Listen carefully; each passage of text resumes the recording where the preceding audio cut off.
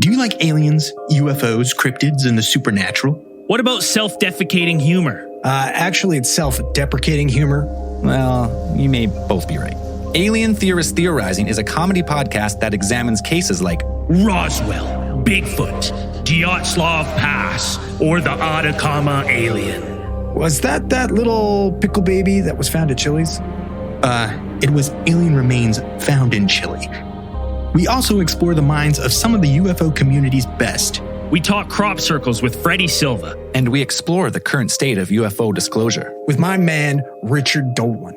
If any of these topics pique your interest, grab a beer and come hang out and theorize with some not-so-sober, like-minded weirdos. As we wade through the BS and get inspired by the possibilities. New episodes every Friday. Subscribe to Alien Theorist Theorizing free anywhere you find podcasts or go to alientheorists.com. I got stuff for you. Holy moly. I need to get some snakes and release them around my house. But they love eating people. They love eating kids. These guys are the scientists of the supernatural, lecturers leaving lessons for inquiring laymen. They are applying the scientific method to a world that baffles science. They are the cryptids of the corn. Every day that you open your mouth, I know, right? I'm more convinced that you're abducted by aliens. No. And it just stood up. I mean, it just like kept going and going. And she goes, what the? These are idiots. I was laughing reading this because I already knew how you would feel. Idiot. What part of the story fits your balloon? Well, This isn't a UFO. But who else has big black wings and red eyes? Batman. Oh, Mothman. Oh, yeah, Mothman. Well, everyone, I think we know exactly what it is. So say it all with me. It was the sandhill crane. Would you try it? No. You wouldn't eat it? No. Why? Because they're probably toxic. There'd be a lot of poop in my pants. I've seen a 6-foot alligator go swinging through the air and slam into a tree.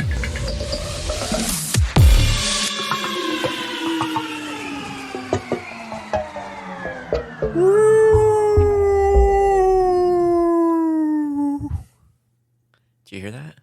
I am the great and powerful Mr. E. And I am J Clone 9000. And that sounded like a Bigfoot. Yeah, it Way did. off in the distance. The famous Ohio Howl. It sounded like a Bigfoot within our county. Bum, bum, bum. Whoa. No, so this episode is going to be for all the people that are coming to Ohio Bigfoot Jamboree, which we'll talk about in a second. We're doing this whole week. Every podcast is all about Bigfoot. The big guy. The big guy. So all you people coming from all over the country and actually all over the world to the Ohio Bigfoot Jamboree have all the Bigfoot content you could want for a week to listen to on the way in. That's right. Right here on Crypts of the Corn podcast. So before we get to that, we'll do some front of house stuff. First off, the event. We'll do a little special episode kind of explaining what all the games and everything like that. It's going to be a lot of fun, but we cannot wait to see you October 5th, this Saturday, the Ohio Bigfoot Jamboree. It's going to be so much fun. Ada, Ohio. Ada War Memorial Park. That's 402 North Park Drive.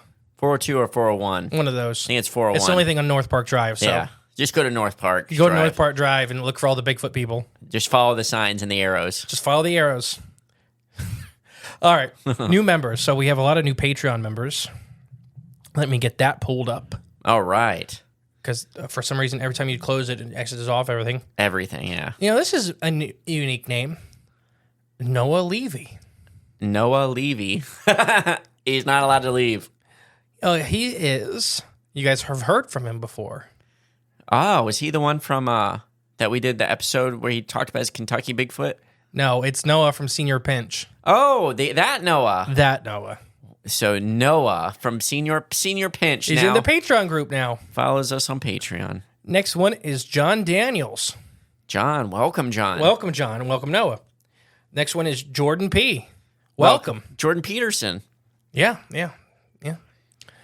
Next one is Brooks Lawrence. Brooks Lawrence. Welcome, Brooks. Welcome, guys. We appreciate you. That name confused me. Because it's not Brooke, it's Brooks. Brooks Lawrence. Lawrence. It's Lawrence, sorry. It's like two first names. Two first names. No, so yeah. Thank you guys for joining the Patreon. We appreciate it greatly. Welcome to the Corn Cult. Welcome to the corn cult. All right. So last thing before we get rocking and rolling, be on the lookout. I think it's going to be November, but the book, the first organic UFO book that we've produced, should be available in November. I think we're going to premiere it at Crypticon. Maybe a little earlier, maybe not. I don't know, but that's kind of the goal right now is Crypticon. It is being edited right now, and art is being made for it, and I'm so excited. It's been such a fun thing to do. So be on the lookout for that. Stay tuned. November. Once I get the cover done, which should be, as the time you're hearing this should be done, I'll start doing publishing about it and stuff like that to get. All right, get the buzz going. All right, so you ready? I'm born ready. So I tried to do this as Hardin County Bigfoot encounters. Okay. Didn't quite work out. So I had to kind of expand it to Northwest Ohio Bigfoot encounters. Okay. So it started, I have a bunch of Ohio ones. Which, for any new listeners out there, we are Northwest Ohio. Northwest Ohio, specifically Hardin County, Ohio. That's home base for us here at Fat Mucket Studios. At Fat Mucket Studios. Yeah. Be on the lookout. That t-shirt should be available middle of October. That's right. Okay, you said it. So tell the story with Fat Mucket Studios. What? What? The clam? Yeah, mussel, not a clam. Oh, mussel. Sorry. So Fat Mucket is a type of mussel, and it's just an amazing name. And so we're naming our recording studio after it. You named it that a long time ago. Oh, yeah. It's got to be Fat Mucket Studios. Yeah, so there's a t-shirt coming out with the Fat Mucket Studios. Yeah. It looks so fancy and then has this Fat Mucket. giant mussel on it. Yeah. Anybody doesn't know, a mussel is basically a freshwater clam. They're not very closely related, but they're bivalves. Right. It's the same body plan. But yeah, so I started looking for Hardin County ones specifically. There wasn't a ton of them publicly available besides ones we've collected. Or your own personal My personal one, yes. We're going to talk about all that, and then we'll talk about some of the ones that have been turned into us as well. Okay. And then I have a lot of BFRO ones. So I started really local and started expanding out. All right. So all kinds of encounters. A lot of Class A's and some Class B's. But are you ready? Yeah. So why don't you tell us your Bigfoot encounter? Well, I don't have one. Oh, okay. Fast and easy. First one I really want to talk about is Greg's. Greg came on the show. What was it, season 2? Well, was it 1? No, it was in here, so it was in the house. Yeah, so it was season 2. It had to be season 2 or 3. Yeah. Wow, that's crazy. What? Just how much time's passed. Yeah, because he sat right there. Yeah. Not on this table, the old table. The old table, yeah. It's behind me. I'm looking it up. But Greg's encounter happened, from where we sitting right now, probably about 3 miles, 4 miles. If that, yeah, down from here. If, like you said, if. And if you haven't listened to Greg's episode, I believe it was called... I'm looking it up. Give me a second. Well, the title of it, though, was... Oh, it's going to bother me that I can't remember. I think it was a cow. That's what it was called. It was a cow. Greg's Close Call with Sasquatch. I thought it was a cow. Yeah. Season 2, episode 4. There we go. Season 2, episode 4.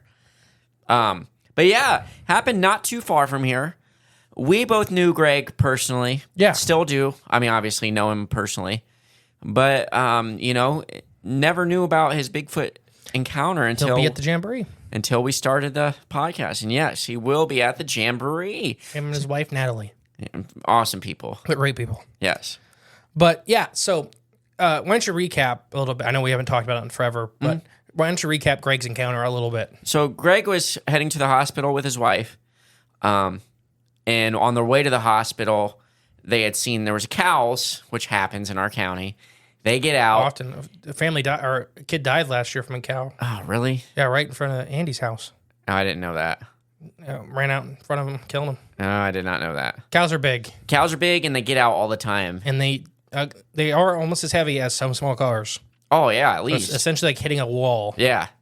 And so they seen a cow on the road on the way to the hospital, and they had to stop, slow down, and let the cow pass through so they can pass through. So they went to the hospital, and they were there all night, and they were returning home in the middle of the night, like dark, witching hour time. And on their way back home, they were passing that same stretch of road where they saw the cow previously. Yeah. And that's when his wife says, hey, slow down. Remember, the cows are out here just in case it's dark now. Don't hit one. And just about the time, shortly after she had said that, they're driving around, and then they seen the 2 yellow the eyes, and then she stops him and says, "Hey, cow." So they both looked and seen the yellow eyes In the ditch, off the side of the road, in the field, and then that's when they seen it stand up, and you hear in the intro, it kept going. That's Greg's encounter talking. Yeah, And that's Greg. Yeah, that's Greg. Greg's in his own words. So it stood up.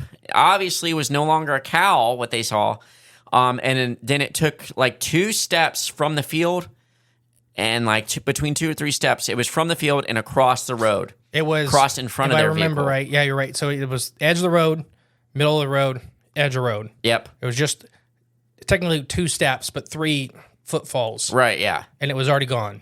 Well, it wasn't gone. No, but across the road. Yeah, past them, and then they creeped by because he never really fully stopped. It was like 2-3 miles an hour. Yeah, he just letting the car roll basically because they were. He said both of them were just in shock. Well, he could have touched it. Yeah, he said looking out of his driver's side window, it was standing right beside the truck as he rolled by. A couple feet, like he could have touched it. He could have reached his arm out and touched it. He said he noticed all the definition, the muscle definition of its like abs and its arms just jacked.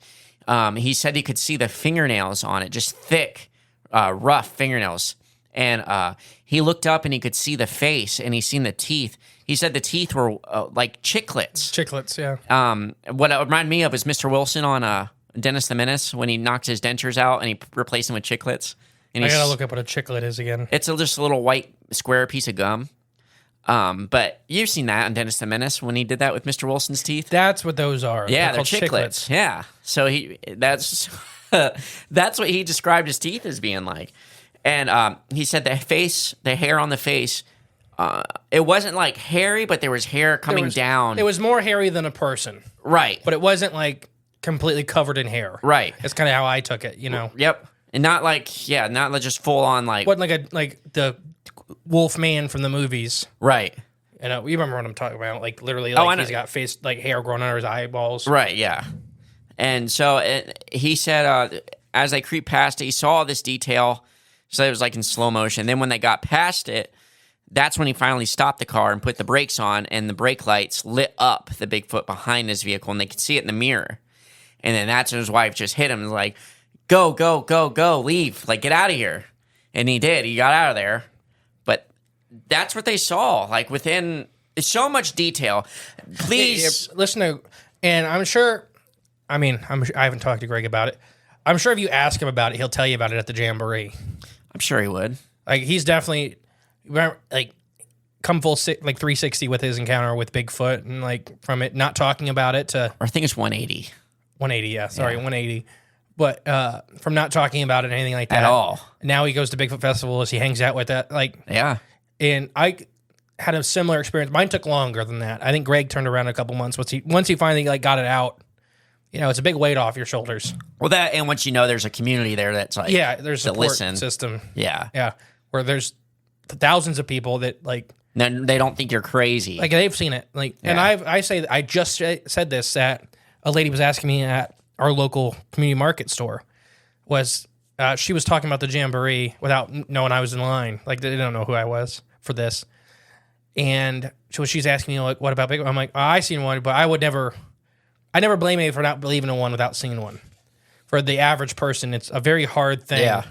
But like I said, when I worked with endangered species and stuff like that, that mindset shifts really fast to how a not as intelligent animal can stay very hidden, very near populations because they don't like people. Right, yeah. Like you think, I think that's the movie Bigfoot is why people think they're not out there. It's this big scary monster or this big dumb thing. Okay, you know, like Harry and the Hendersons is make him dumb, or that, and he got violent too. You remember Harry got scary for a minute. Yeah. But this either big dumb thing or this big violent thing, like there's no way that could survive without being caught. What was that new Bigfoot movie that just came out? It's horrible. Oh, horrible. Sasquatch Sunset or something like that. Never watch that. Don't waste your time. That movie's awful. There's another horror movie, Bigfoot movie coming out this year too. Horror? Yeah. Scary one? Oh, okay. Do you know what it's called? Dawn and Death or something like that. It had like a double D name. Either way, it's as long as... It didn't look as... it's purposely made to be like Willow Creek, right? You know, okay. Scare the crap out of you. I think Sasquatch Sunset, whatever it was called, Sasquatch Sunset. I'm pretty sure is made just to be to dumb, rot brain cells, just to be dumb. Yeah, it's not even. There's nothing in it that's Bigfoot. Like any traits of Bigfoot, anything at all. There's nothing. That movie's awful. That was a waste of time. That movie's terrible. That movie needs put down, erased from history. It just made me laugh. Another guy, before I get into the BFRO reports, why don't you share the farmer story? So, okay, without mentioning names, we have... Don't mention any names. No. We have a farmer here in town. This was one of our first... Really early on. Bigfoot encounters stories that we've heard. It's actually where our logo comes from. Our original Cryptids According to Bigfoot logo comes from. The inspiration behind it. So, and I like telling this story at like conferences and stuff. I don't think we've shared it on the show really, unless it's in passing. Maybe a long, long time ago. Not really. So we have this farmer that farms a lot of our county, and he don't believe in he said he made it a point to us that he does not believe in Bigfoot. And, he's a well-respected member of the community, so it's not like he's just going out of his way to tell us this stuff just to make it up. Because he's an older guy. I don't think he has time. He don't really have time to be telling us stories just to get it out there. I've known him a long time. Yeah. He is a no-nonsense man. Right, exactly. And so he asked us, do you believe in that Bigfoot crap? And we're like, yeah. I don't. But then he proceeds to tell us this. So he was combining corn at night, and if anyone's ever seen a combine running at night, it's like a giant UFO. It looks like a UFO flying over we the have field. a lot of listeners that aren't Ohio-based, aren't U.S.-based. So our fields we don't have forests, we have fields. Right. And our cornfields can be absolutely massive. Sometimes 4 miles by 4 miles is some of the biggest in our area. Yeah. With that, roads break them up, but that's right. Literally 4 or 5 miles. Just corn.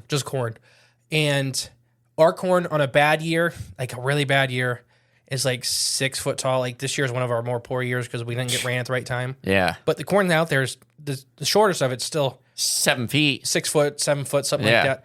I mean, the shortest corn is still taller than me. For sure. In a really bad year. In a good year, we've had 11-foot corn. Oh, for sure, yeah. Like, you can get corn that's 10, 11 foot tall pretty easy. So we always, for this story, say, let's just go with the 7 foot. 7 foot corn. Right, yeah. That's be really, really conservative. Be on the low end, yeah. But you harvest corn at night and during the day. You harvest when it's harvest time, you go nonstop. Yes. So that's it's common sight in our part of the country to see these giant combines working all night. And the thing that's significant about it is why they look like UFOs because they got these gigantic spotlights that are spread out because they don't want to hit anything. They don't want to hurt some like deer or people or poles, or something to ruin their farm equipment. Like expensive. I've seen a farmer hit a telephone pole. The farmer that hit the telephone pole. Is his initials SS? No. Okay. Well, I know someone that works for probably that same farmer whose initials fell asleep in the combine and ran it through someone's backyard. And they plowed their whole backyard up and all the way to the road before they stopped. Oh, gosh. When it started going into the ditch. I know somebody that lost a combine, a tractor. Into the creek? No. Oh. It was the really big family locally. They always, you hide your tractors when you're done plowing for the night. Yeah. Like behind a wood lot or whatever so they don't get stolen. They hit it and they forgot where it was because he'd been drinking in the tractor all day and he got picked up by his wife. Uh-oh. And he'd plowed like 3,000 acres. Yeah. No idea which wood lot he hit it behind. Oh, no. Took him, I think, 3 weeks to find it. Oh man, that's funny. Their family owns a huge operation. Yeah, so anyway, so that's corn and combines. Yes, there you go in our county. So this farmer's combining at night. He's got his gigantic spotlights out going across the field, and then that's when he said he came across a guy stood up in front of his spotlight. In his words, keep in mind this man's about 90. These are his words. A big black fella. Yes, a big black guy stood up and looked at him from the corn. And when he described the guy, he said he was, his head and shoulders above the corn staring at him. And he made eye contact with him. And shortly after, the guy turned and ran away from him straight away, faster than any human he's ever seen run. So a part of that is, before that, he said it's not weird to see people in the corn at night. He's had everything from people actually planting marijuana fields out there, Yep. having parties out there. Right. The local college has done that several times where they've gone to a farmer's field and made like a rave lot. Yeah. And so, that wasn't what weirded him out. Like Jay said, it was the height that really freaked him out. Yeah. And the speed, the guy got away. He got away. Yeah. And so we're wondering, okay. But then he reiterated at the very end, it wasn't a Bigfoot, though. It was a guy. Well, we said, do you think it could have been a Bigfoot? And he's like, no, it was a guy. So we're like, okay, so Shaq's out there naked running around your cornfield. Well, I checked Shaq's itinerary schedule for that year and that time. Yeah, he had it written in there, time run to run around naked. Hardin County field naked. Yeah. Fun pastime. 5 out of 5 stars. That was just in Shaq's book. So take that for what you will. Just evidence to throw in there. We leave no stone unturned here on the show. Yeah. So yeah, those are some local stories we've had. We've had a couple others here and there. People I don't want to name names in particular, but we had one friend that operates semis. Had one run out in front of him. Popped up like under a bridge. Yeah. Right? And we had another. Well, we had 2 different semi drivers. So one was by the apple orchard and ran out, and he thought it was a guy early morning. Okay. But yeah, you ready for some BFRO local encounters? Oh yeah, I'm ready. So like I said, I started with the Hardin County ones. We're in Hardin County. And I think we've read these before on the show, but we're going to do them again. And then we kind of venture out to other local ones. This is the 2002 summer, July 18th. Hardin County. Location is coming from Lima on 309 East. This is where, when you enter Kenton on 309 East, turn right at the second traffic light. After you turn right, you go down a little ways and you see the bridge. I know exactly where this is. I know where you're talking, yeah. That's why the import area, right by the import area. Okay. Yeah, I'm following right along in my head. Yeah. Yep. That's in town. This is in town for everybody. Wow. It's right by that gas station.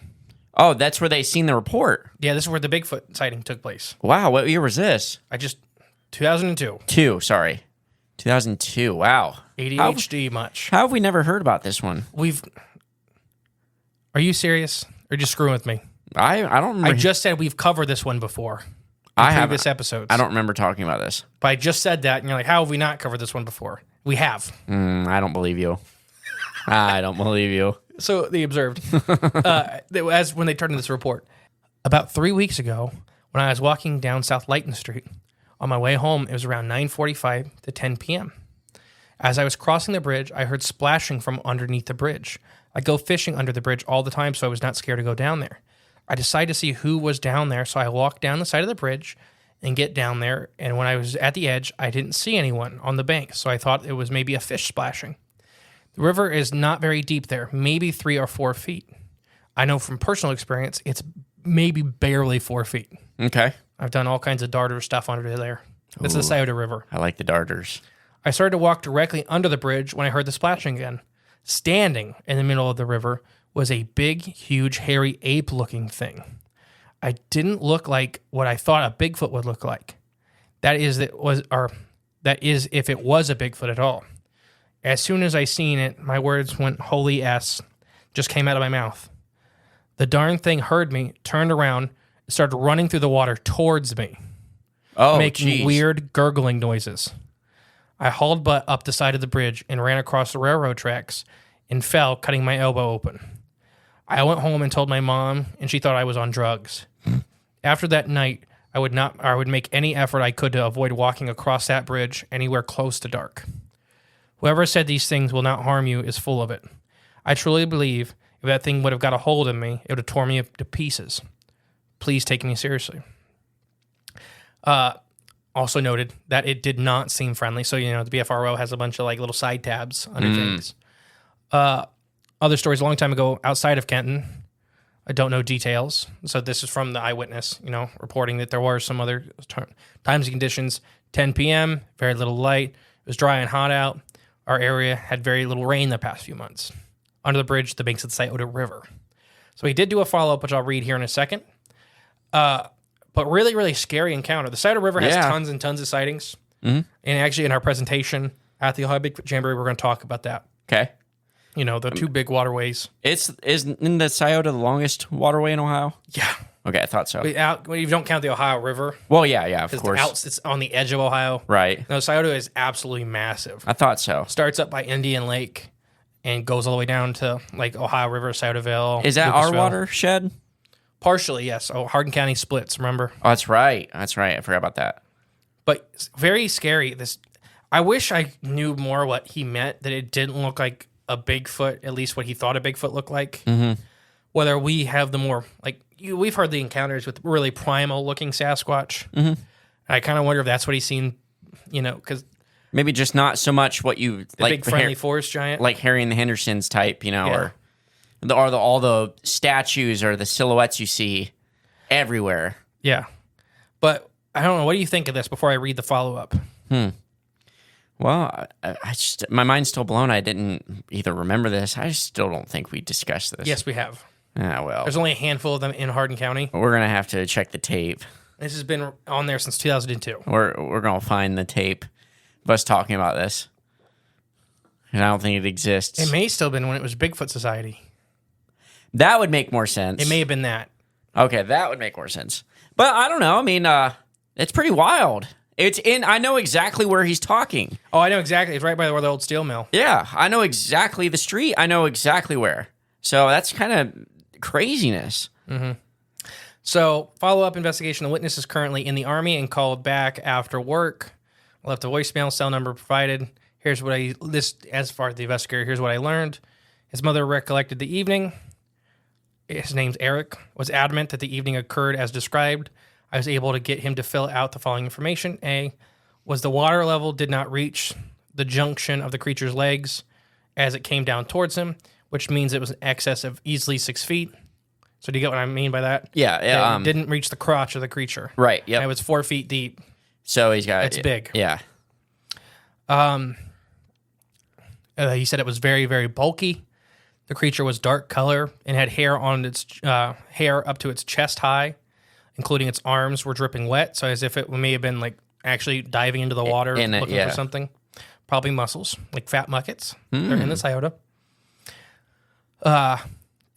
He now thinks the gurgling sound was a vocalization, but it might have been the creature walking through the water towards him, making the gurgling sound. He didn't see the creature make the gurgling sound. He just heard it. Heard it, right. When discussed the possibility of someone was playing a hoax on him, he said that there are 3 bridges that he could have picked across the river. So if someone was playing a hoax and the general hoax on somebody passing by, he said it felt like a real situation because until he heard something under the bridge, the creature was moving to the east. When he came down behind it, it seemed to be intent on staying in the river and not moving onto the shoreline area. He also said the size was well beyond that of even a very large person. There was no way a person in a monkey suit could move in the water, and did once it turned towards him and started running. So yeah, I've been right in the spot in the water there in waders. You can't run in water very easily. No, it's like running in a swimming pool. I'm sure everyone's done it. Yeah, it's hard. But now you wear a monkey suit, or a gorilla suit, or something like that. Maybe that helps you push through the water faster. It does not. That's why most marine mammals don't have hair. I know. I'm being sarcastic. That's why most professional swimmers are where the peeled. Cat, yeah, they're shaved and they have the hair cap on. Yeah. So, what do you think about this encounter? This is wild. Right in downtown Kenton. Yeah, that's wild. I mean, if he wouldn't have seen it as close as he did, Kenton has a problem with drugs. So you'd always say it could have been. I know that. A drug addict in the river. Right. I've seen that. For sure. I've seen drug addicts in the river there. Well, I've also been in the river. I also know drug addicts that hallucinate things out there too. So maybe I don't think this guy was on drugs. Personally, no. Yeah. If he's recalling all these details, I just don't think he probably was. Yeah. So before we continue on, we're gonna do our little ad break. Are you ready? Oh yeah. And I'm here interviewing the great Bigfoot. And today, Bigfoot has prepared me a meal. Bigfoot, what did you make for us today? Ooh, fried porcupine on a stick, eh? Oh, grilled, sorry. Excuse me. Yeah, it's that. Ooh, this tastes absolutely delicious, Bigfoot. How did you create such a amazing dish? Oh, it's all in the seasoning, you say? Huh. Oh, so what's your secret ingredient? Oh, this right here. Flavors of the forest. Bigfoot breath. Raw garlic dust. Oh, this is raw, straight, freeze-dried garlic? No filler? Wow, this tastes amazing. Oh, you've got... Wait, I'll try that too. What's that you got? Oh, okay. Well, I guess I'd never had deer heart, but let's give it a go. Oh, it's a little spicier. What's in this? Spicy raw garlic dust? Wow, also from Flavors of the Forest. Well, where can I find this? Oh, in the links below. So if you're looking to season up your meal today, go to the links below.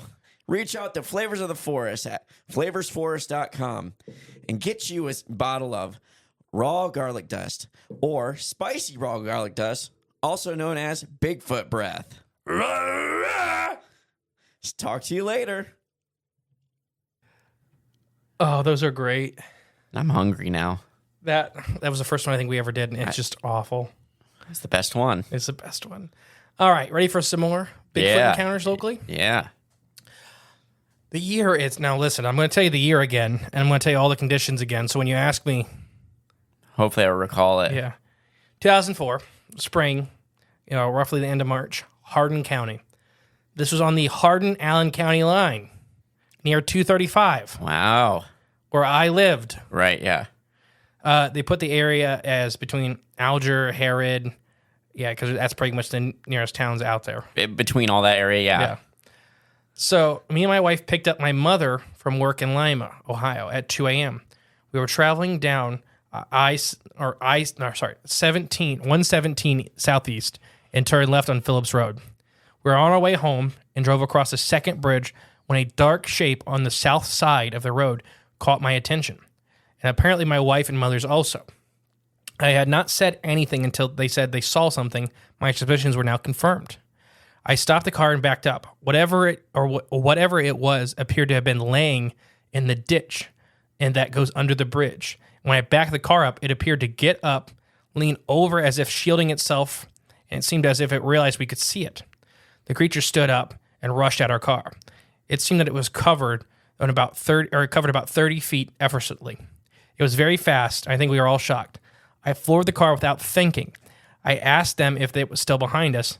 They said it had come out onto the road behind us. I got the feeling that it wanted to scare us off more than anything. I questioned my wife and mother about what they had seen. We all saw the same thing. I just seen it immense size, as if it looked as if it was very coarse hair. My mother and my wife said it was a very large belly and was a very thick build. My wife said it had a round head and no neck. They also noted a terrible stench, as if a dead animal or skunk was nearby. 3 witnesses total.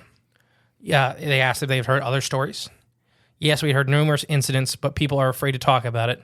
They don't want to look foolish. And keep in mind, this is 2004. Right. So this is kind of right as the modern day Bigfoot phenomena was really starting to go. When you look at like Finding Bigfoot, Mountain Monsters. The shows were all coming out. Right about this time. Yep. A little later, but I think 06 was when a lot of them started. Really started, yeah. So, but I think about this time, this is like Monster Quest. Yeah, like that early stuff. Yeah, it's Monster Quest time, which changed a lot for a lot of people. Oh, for sure it did, yeah. They said 2 a.m., foggy and chilly out, open fields, patches of forest. Keep in mind, this is March in Ohio, walking through a creek. Not warm. I've done it. It's not great. No, it's awful. It's not great. So, follow-up investigation report. I've spoken with the 3 witnesses by phone and visited with them twice. Some of the common themes and impression of the incident left upon them included the creature was dark, very quick, and very large. They were adamant that it was advancing towards them very quickly on 2 legs. In reviewing the location and encounter of the witness, its closest approach to the creature was less than 15 feet. The area is part of the former Black Swamp of Ohio. There's a large drainage ditches that have dug to drain the swamps. If anybody's been out that way, you know it's just a maze of drainage ditches, full of least darters and orange throat darters. Ooh, what about rainbow darters? There's orange throats like ditches more. Oh, okay. They don't normally rainbows. Rainbows are just my favorite. Orange throats are just as pretty, if not prettier. Really? Yeah. Oh. Because they have a little more white on them. so their colors bounce a lot better. Okay. Really shine. The depth of the ditches where the creature came out of is estimated to be about 10 feet deep, which, yeah, a lot of them are about 10 feet deep. So this is one, it's a very common theme for our reports out this way, specifically, is these deep ditches. They walk through them. Like I said, they're 10 feet deep. You can walk around without being seen. Right, yeah. Deer use them a lot. I mean, when we were deer hunting, you could hear them sloshing behind you in these ditches because they know they can't get shot at. Yeah. Deer aren't dumb. No. Mink, fox, coyotes. We had a coyote pop up behind us in one of these ditches. Oh, wow. Because that's what they all know. They can walk through the fields, the empty fields, without getting caught. Right, yeah. This is March in Ohio. So there's no corn. There's no beans. Right. Very sparse tree lines. So if you're an 8-foot tall creature, you gotta want some cover. Yeah, at least, and moving at night, even so. So the water's very cold. Mm-hmm. It's not very deep, but it's very cold. It's sucky. What do you think about this? Well, this is the second one in a row where the thing charged there, came after him. Mm-hmm. That's just, that don't happen often. I don't know. It's kind of a common theme in our part of Ohio. That's what I'm saying. It's kind of weird, ain't it? Because this one followed their vehicle, or at least they seen it come out onto the road after behind their vehicle. I think a big part of it could be that the fact that there's nowhere for them. Very cornered. They feel very cornered. So they're being aggressive to scare you off. Get more. you moving. Yeah. I don't think these are any more dangerous than any of the other Sasquatch anywhere. If they wanted to kill that first dude, it would have. It would have. And I wish, if I ever met him, I'd tell him that. Yeah. I really think I'm a big believer in that. But I also they wanted you dead. I also wonder though if he wouldn't have moved, what would have happened? Yeah, if he didn't buy into it. No, it may have killed him. That pushes the. I personally think it would have probably backed off then. Yeah. You look at elephants, for example. Maybe it just would grab him and throw him. And I told you about the story with the one elephant researcher. Where the guy's like, if you move. He told the camera guy that, it's going to charge us. And it's going to act like it's going to kill us. You do not move. You do not break eye contact with it. If you move, it'll kill us. That's crazy. Big bull elephant charges at the guy, gets like 5 feet from him, stops, throws dust at him, and then goes back to eating. And then they were able to walk around. A wild bull elephant. Yeah. Able to walk around it fine. That's and he's nuts. like explaining, I showed we weren't scared, but I also, by not charging it back or not initiating anything, I'm not threatening him either. Yeah. So he's like, all right, it's not threatening me and it's not scared of me. We're going back to business. We're just going to go back to doing what I was doing. Yeah. So I think probably at the first encounter that would have happened is it probably would have just started walking down the creek. I don't know, though. I think people disappear from these things. I don't think it's very common. Right. At least in our side of the country. Either way, if it's 7 foot tall, big, like, I don't know, black shadow, hairy shadow is coming after me, I'm probably going to run. I think just natural instincts kick in. I think that wonder and awe kind of just goes away for a bit, and fear, nightmare. I don't know why that's stuck in my head the past 2 weeks. I don't know. It's just fun. That cracks me up. But we never got the bluff charges from our Bigfoot encounter. But for everybody at home, this is all the same, very within 2 miles of where I had mine. Right, yeah. Kenton is a little farther. It's about 15 miles, but the same river, road, pretty much. Yeah, it's the same road. That river runs right by my old house. Actually is the creek that runs on the old property. Is it? Yeah. Okay. Feeds into it. Okay. So literally, they're all connected by these waterways, which is very important. Specifically, I think for most Sasquatch, but Ohio, the Midwest Sasquatches, I think it's more important. In Hardin County specifically, yeah. Which we'll talk about in our presentation why Hardin County is special. That's right. Yeah. You gotta come in to hear it. Huh? You gotta come to the Jamboree to hear it. Oh, yeah. If you come October 5th to the Jamboree. I'll even tell you if you don't have tickets to the thing, why Hardin County is special. Oh. Anybody that's listened to the show for a while knows why Hardin County is special. That's right. At least in my opinion. As a armchair Sasquatch researcher. Why it's special. That's what you're saying, yeah. But yeah, just these weird river ones. Ready for the next one? Yeah. I gotta go a bit farther away for the next one. Okay, how far? Defiance. Okay. It's 29 miles, which still isn't crazy. Defiance takes forever to drive to. Yeah. Because there's not a straight road between here and Defiance. Not at all. It's like an hour drive. Yeah. Even though it's 29 miles. You gotta go, yeah. It is weird. We did library talk there. Mm-hmm. It's a really nice town. I like Defiance a lot. A really nice library. Mm-hmm. I'll say that much. That's a nice library. Yeah, it was really pretty. The year is 1998, spring, May 24th, Defiance County, Defiance, Ohio. Well, Defiance is the nearest town. It's the first small island west of State Route 66 bridge. Okay. So I live in Defiance, Ohio, along the Auglaize River. I was going upriver in my rowboat with a motor while the river was flooded. So everybody that know the Auglaize and the Maumee can get very violent very quick. Mm-hmm. They're flashy rivers is what it's called, which means they flash flood very extremely fast. They kill people. These not really as much anymore with how much boats are now. Right. But they still kill people. They're deadly. Yeah. I like to go and see if I can spot deer. I got about a mile or so upriver and was rounding behind a bend in the river when there were a lot of trees piled up from the flood. I saw a glimpse of what looked like a small Bigfoot, maybe 3 or 4 feet in height. It walked up the logs and disappeared over the pile of trees. Just then, I looked to my right and saw 3 deer standing there looking at me. I jokingly said to the deer, "Did you see that?"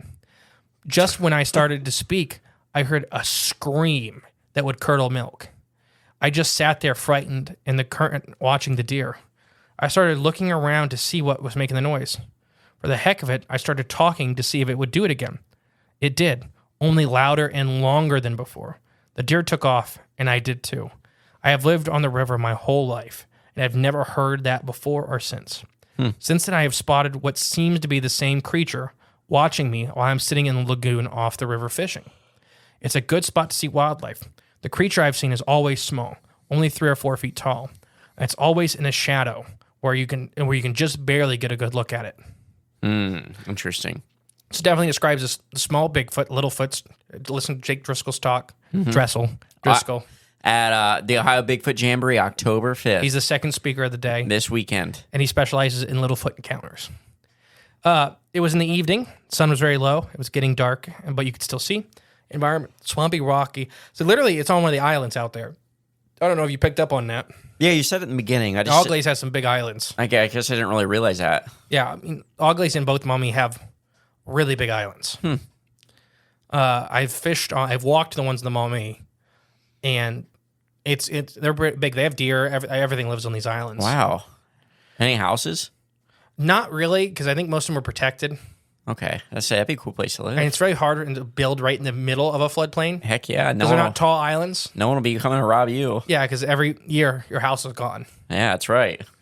The witness added as he recollects the date so well because it was the day before his birthday.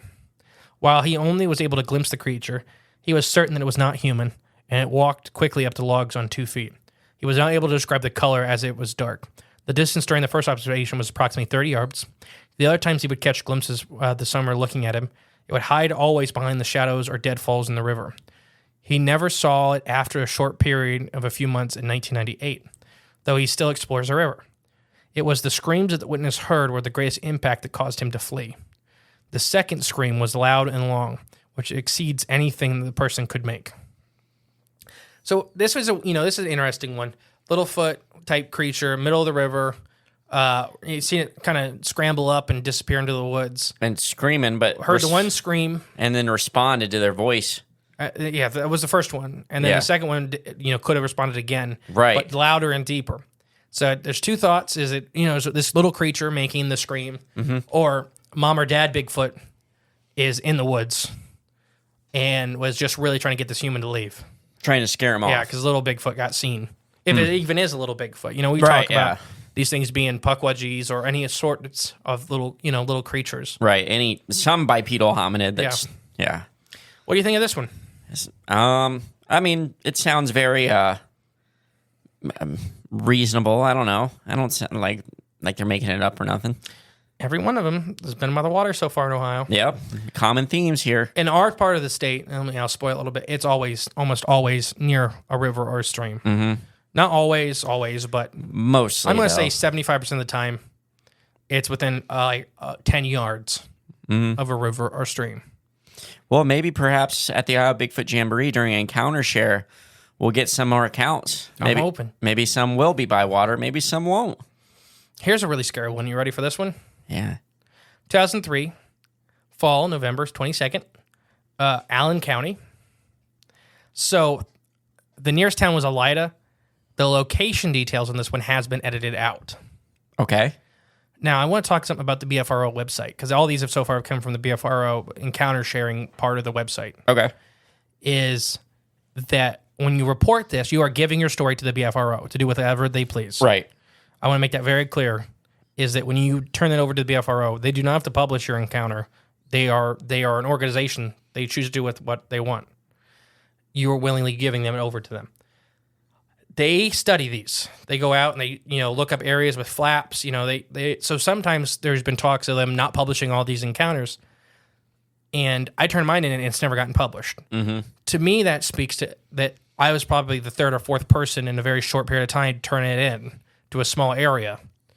And somebody took it of interest. And what they do is they pull it down so they can research it without other people getting involved. Gotcha. To keep a site clean, essentially. Right. There's not 50 amateur Bigfooters out there Tampering, walking around, destroying evidence on accident. Or right. So some of these, if you go through the BFR website, you see these like where it's edited out. Okay. That means in my head, and I don't know this for a fact, is that there's somebody actively researching it or looking into it. Gotcha. That's just what I take from it. It's their website. They can do whatever they want with it. I've heard negative things about it where I don't get why they take those down or they hide certain encounters. It's their website. Right, yeah. It's free. Sure they got some reason for it. It's theirs. They can do whatever they want with it. I'm a big whatever. Yeah. It's your thing. Do it. Right, yeah. It's not like a town square or like but is it public square? Is that it? Yeah. It's not taxpayer owned. Right. The nearest town though was Elida. Which anybody locally knows where Elida is. Sure. Yeah, it's right on the other side of Lima, right, the west side. The witness. I was sitting on my computer. My computer is facing the window. I can look directly outside the window and sit at my computer. We own 12.5 acres of woodland and live in the hardwoods. There is a creek that snakes through the woods. Because we live about an eighth of a mile off the road and the woods, we do not have curtains on our windows. I enjoy the view and love seeing the nature in the woods out my window. Anyways, it was only about an hour ago. I felt something watching me. I glanced up and looking outside my window was a horribly ugly face. Dark eyes, flat wide nose, crackled skin with a super heavy brow. Crest around its nose and eyes. Looked very dark, like a very, very dark ape.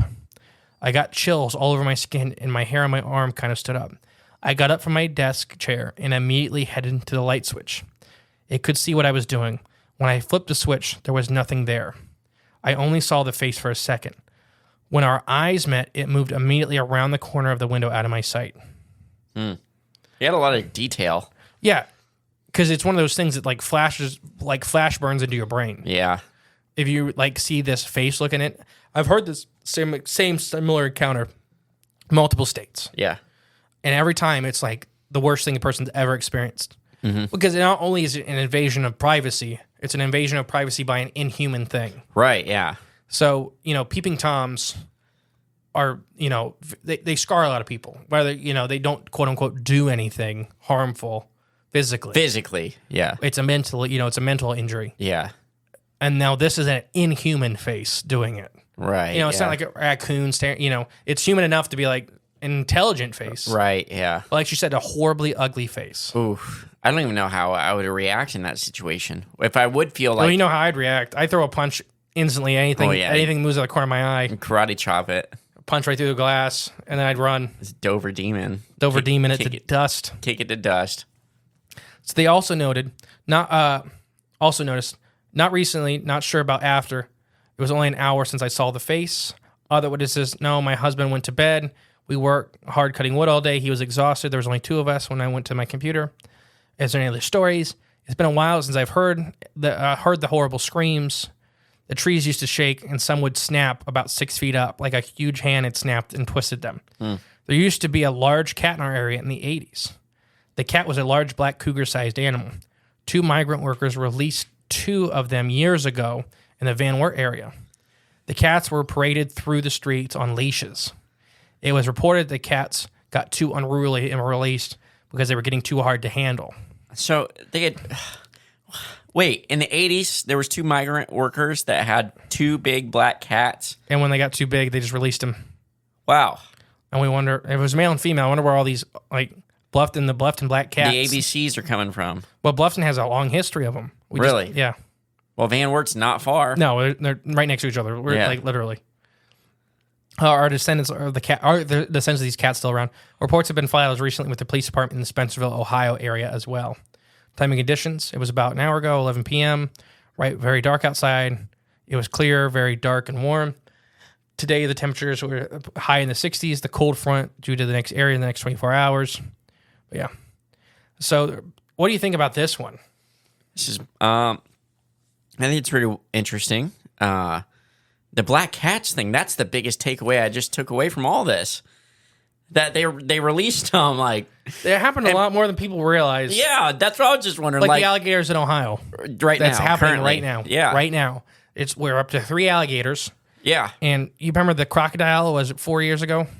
Where? In Ohio. Just in someone's backyard or something? No. No, I don't remember. It was in a state park. I think it was in Yellow Springs. And there's like 8 kids that were screwing with this like 8-foot saltwater crocodile.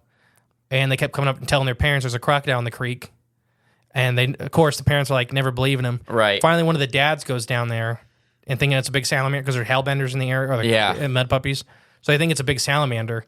And there's literally an 8-foot crocodile trying to eat these kids. Big salamander. And the DNR immediately shot it. Well, yeah. I think they should have personally tried to catch it. And do what with it? Go to a zoo. Okay. Well, yeah. But it was somebody's pet that they released because it got too big. Yeah. Well... But that's what's happening with alligators right now. That's a tough situation. I'm not saying he was completely in the wrong, but he immediately shot it in the head like 15 times. Well, yeah, you gotta kill it. I mean, it won't kill no kids if it's dead. Well, immediately the kids were away from it. It was definitely a pet alligator. You could just tell. Yeah. Because or crocodile, because it was like kind of trying to eat him, but not really. Yeah.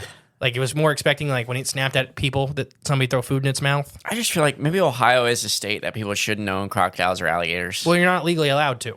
Okay. It's the neighboring states you go buy them in. And Gotcha. then I think you should be allowed to and just have to buy the permit. Because once you buy the permit, then people can check in on the animals. Oh, that'd be nice, yeah. Just a check system. When you make it illegal fully, then there's no regulation. True. Yeah, that's probably the better route.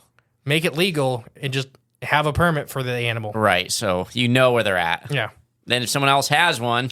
Because generally that creates a community. I'm not joking, that will turn in illegal people from the community. Mm-hmm. Because if you legally own an alligator or crocodile... It's more... Yeah, you're doing it the right way and you're more like, regulated. I don't want to get in trouble because this guy's doing it. Because Tiger King down the roads, or Gator King, we're going to call him, is running some illegal gator farm and letting little kids pet the babies. And then when they get too big, he just buries them in the backyard. We don't want that. Doesn't end well. All right, my last one for this. It was 1993, summer, June. Hancock County. So we've done the county to the... West of us? Well, county to the north. Now kind of county to the east. Or, no, I think Hancock's north of us. Kind of. It's on top. It's like that way, northeast. Okay, northeast. Defiance is way northwest. Up. Yeah. Or northwest, yeah. Fostoria, Ohio. A small town, northwest Ohio, located in the middle of 3 counties, Wood, Hancock, and Seneca. Our neighborhood, Kelly Addition, is a large, lush neighborhood on the outskirts of town, just separated from the country by a small woodland community named Westridge. Both behind neighborhoods there's 2 small reservoirs side by side. I know exactly where this is. I fished those reservoirs. Oh. The reservoirs are surrounded by creeks, which snake through the town and lead to the countryside. Okay. So every story, water, creek, river, water. But this provides a very dense tree line from the reservoirs that can easily be crossed the neighborhood. Basically, all she's saying is that there's dense trees along these creeks that go right up from the reservoir to these communities to the country. So if you could walk and never be seen, right? Fostoria Van Buren Road is the nearest road. It was several years ago. The date itself, I'm not sure of. It was a dry summer, a very infamous drought, if I remember. So a lot of these are, I guess, near waterways, but they're drought years, it seems, from this small collection of stories already. It's a drought year this year. Yeah, so I kind of wonder if, they haven't been releasing them yet, but I kind of wonder if in the next couple of years we'll see reports from this year. Because it's been a hard year for water. I think you might see a sighting October 5th at the Ohio Bigfoot Jamboree this weekend. There you go. There may be one walking around. It wasn't uncommon for deer, raccoons, and other animals in the countryside to wander towards the edge of town to drink from the creeks and reservoirs. This particular day, my father and I awoke early in the morning to leave the Fremont. It was barely light out, still dark. Birds were chirping and singing beautifully in the morning dawn. When we suddenly we heard it. From what it seemed to come from the creek and reservoir area was an eerie cry that sounded like a very sick cow. This cry was so primal and terrifying that it made the hair on the back of both of our necks stand straight up in fear. Instantly, the birds were quiet, the singing replaced by the sound of every dog in about a mile's radius barking and going wild. My father, a veteran hunter of Michigan, Pennsylvania, Wisconsin, and Ohio, had never heard anything like this before.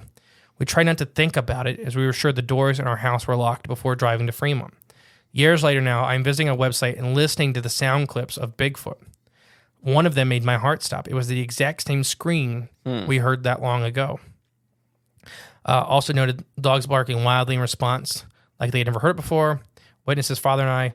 Other stories. My father had heard stories from his hunting buddies about strange eerie wails and screams they were following the night of hunting. But we never thought any of it to be true, and that, for that matter, even suspected a Bigfoot. Early morning, maybe 5 a.m., dark but turning to light on the horizon. Environment, creek bottom surrounded by brush.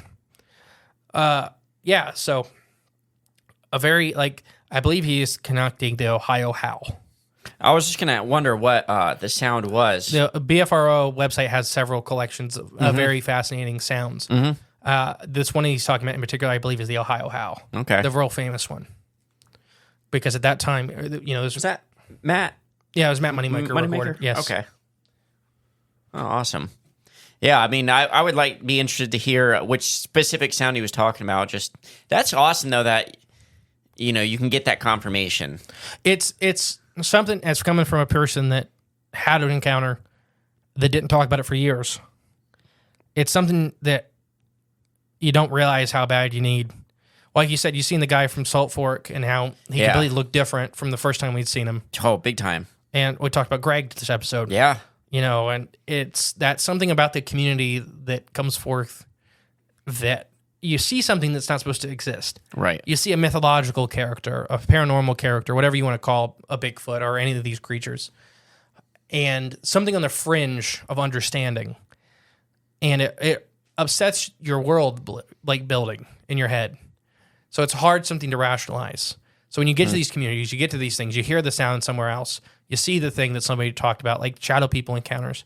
When you hear somebody else really talk about if they really had a shadow person encounter, that's something you can't fake. Right. Very easily, at least. So when you hear somebody describing something you had seen in that way, it makes you feel better about what you've seen. 100%, yeah. With these, Ohio, specifically Northwest Ohio, we kind of get left out in the Bigfoot scene for Ohio. Everyone just thinks, no, there's no Bigfoot up there. And we do. I don't think we have as many as, Southeast Ohio. No, yeah. No, but I don't think many places in the country have as many as Southeast Ohio without going, very north and, the UP or something like that. At least it's probably your best chance of running into a Bigfoot. If you really, really, really want to see a Bigfoot, I highly suggest either Hocking Hills area to Salt Fork area. Conicles Hollow is one I always tell people. It's an easy trail. It's got a handicap accessible trail.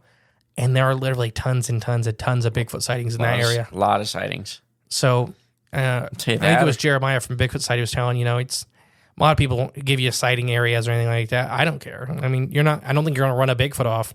Just don't destroy the park, please. Pick up your trash. Right. That's the big thing, yeah. Just pick up your trash, and I'll tell you where we found, at least for research, tons of encounters and stuff like that. Yeah. I just got a call from, I think it was a TV show agency from Michigan that was asking about Bigfoot encounter areas, and I gave them some areas. Just don't trash it. I don't care. Right. Go enjoy nature. You're going on a Bigfoot hike. You're actually going on a nature hike. Right. That's the big thing about it, too.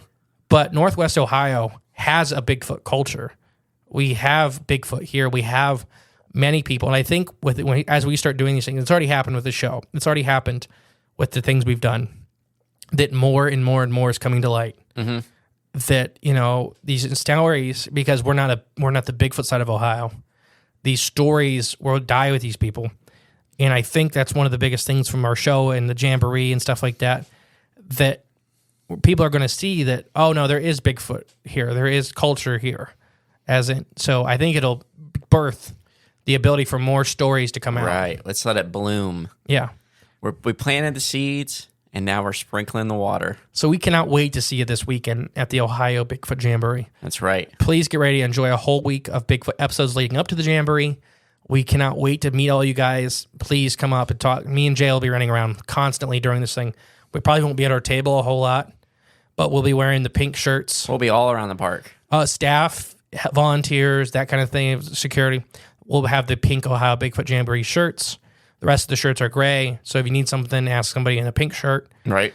Me and you will be wearing pink shirts running around. But please stop us. If we're running around talking, stop us and talk to us, get a picture. Yeah. After party's at the bowling alley at 6 o'clock. We'll be there all night. Probably 1, 2, 3 in the morning, I imagine. Oh, I'm sure. I'll probably sleep there is what my guess is. That's fine. Well, I'm not going to argue with you. We have sober people in our party that will probably drive us home. Okay, cool. But we're so blessed by the community that's been created around us. Yeah. And we love you guys to death. And doing this event has been both stressful and rewarding. It's not even here yet, but just so far the support has been unreal. Oh, overwhelming. In the best of ways. Right, yeah. So from Mystery and Jay, we want to say thank you very much. Mm-hmm. And we'll see you next week. Bye. Hey guys, thank you for listening to Cryptids the Corn podcast. Remember, the best way to support the show is share it with a friend. But if you are craving more of the J clones And more from Mr. E.